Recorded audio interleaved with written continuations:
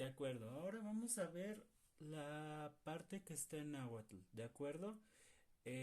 Hasta ahorita lo que hemos visto son las dos primeras estrofas. Lo voy a leer, lo van leyendo conmigo. Otquisaya inteo pancetonal chocani. Onmitzi taquihcua companuaya. Se repite. Otquisaya inteo pancetonal chocani. Onmitzi taquihcua companuaya.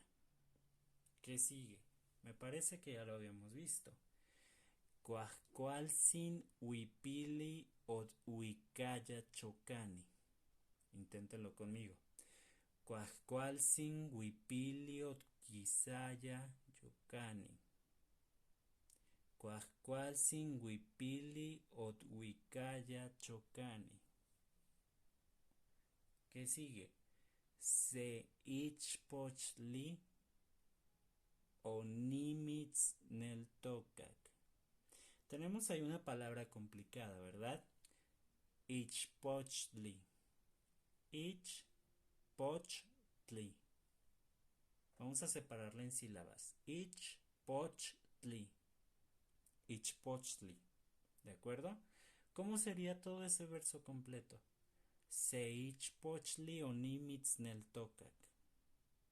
Ahora sí, todo junto.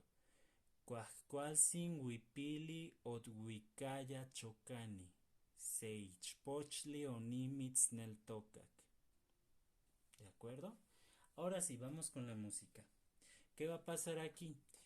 La rítmica va a cambiar un poco, ¿de acuerdo? La entonación, como ya les había dicho, va a quedar igual. ¿Qué va a pasar aquí? Otquisaya inteopan. Otquisaya inteopan. Otquisaya inteopan. Entra un poquito esa ot, ¿de acuerdo? Otquisaya inteopan. No, esta no me gusta.